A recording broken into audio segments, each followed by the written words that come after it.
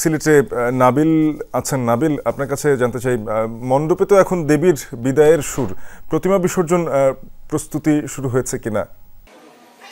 শাফিন, আসলে আমরা দেখেছি সকাল থেকেই মণ্ডপগুলোতে আসলে সিঁদুর খেলা চলছিল। ইতিমধ্যে আসলে বেশিরভাগ মণ্ডপে সিঁদুর খেলা প্রায় শেষ পর্যায়ে। এই মুহূর্তে আসলে প্রতিমা যে নিরঞ্জন, সেই নিরঞ্জনের প্রস্তুতি চলছে। সিলেটে বিকেল 4টায় সিলেটের যে ঐতিহাসিক যে চাঁদনী ঘাট, সেখানে মূলত বরাবরের মতো এবারও প্রতিমা নিরঞ্জন হবে। এর আগে আমরা দেখেছি সকাল থেকে আসলে যারা বিবাহিত নারীরা আছেন তারা সিঁদুর খেলায় মেতে উঠেছিলেন। তাদের চোখে মুখে একদিকে যেমন আনন্দ ছিল সিঁদুর খেলার, ঠিক তার পাশাপাশি আসলে বিষাদের আসলে সুরও আমাদের তাদের চোখে মুখে দেখেছি। তার মূল কারণ তারা এই কয়েকটা দিন 5 দিন আসলে শারদীয় উৎসবে মেতে উঠেছিলেন, একসাথে আনন্দ উৎসব করেছেন, পরিবার পরিজন নিয়ে ঘোরাফেরা করেছেন। ফলে তাদের এই যে মা আবার আসলে চলে যাচ্ছেন কৈলাসে, ফলে তাদের সেই কষ্টটাও তাদের চোখে মুখে দেখা গেছে। তবে তারা বলেছেন যে এটি আসলে প্রকৃতির নিয়ম, আসলে মা আসবেন আগামী বছর আবার, তারা সেই আনন্দের জন্য অপেক্ষা করছেন। পাশাপাশি তারা যেটি বলেছেন যে তারা মায়ের কাছে প্রার্থনা করেছেন পৃথিবী জুড়ে যে বিশৃঙ্খলা, অশান্তি, যে যুদ্ধ বিগ্রহ লেগে আছে সেগুলো যাতে শেষ হয়ে যায়, মা যেন পুরো পৃথিবীকে সুন্দর এবং সুস্থ করে তোলেন, সকল ধরনের আসলে বিশৃঙ্খলা থেকে পৃথিবীকে যাতে তিনি বাঁচিয়ে রাখেন, সেই প্রত্যাশার কথাগুলো তারা বলেছেন। পাশাপাশি তারা আরেকটি বিষয় বলেছেন যে এই যে গত 4 দিন তারা যেভাবে আনন্দ উৎসবের মধ্য দিয়ে তারা কাটিয়েছেন, আইনশৃঙ্খলা পরিস্থিতির যে ছিল, দেবী নিরঞ্জন পর্যন্ত একইভাবে যাতে পরিস্থিতি থাকে সেই কামনাটুকু তারা করেছেন। শাফিন।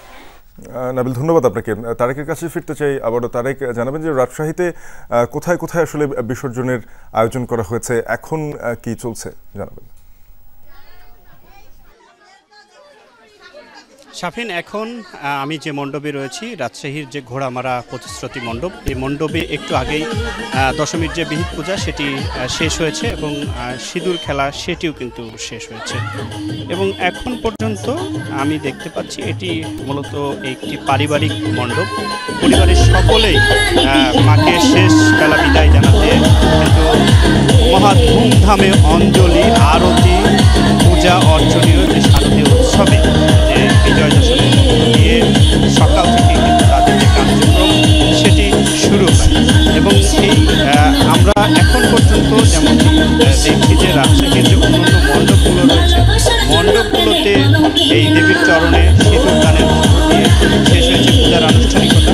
এবং পরে দেবীর সিঁদুর নিয়ে নারীদের যে সিঁদুর খেলার মধ্য দিয়ে দেবীকে বিদায় জানানো হচ্ছে। এখন পর্যন্ত নিরাপত্তার বিষয়টি মাথায় রেখে আইনশৃঙ্খলা বাহিনী কাজ করছে এবং সেই সাথে সন্ধ্যায় প্রতিমা বিসর্জনের আয়োজন করা হয়েছে রাজশাহী নগরীর পদ্মা নদীর 3টি ঘাটে।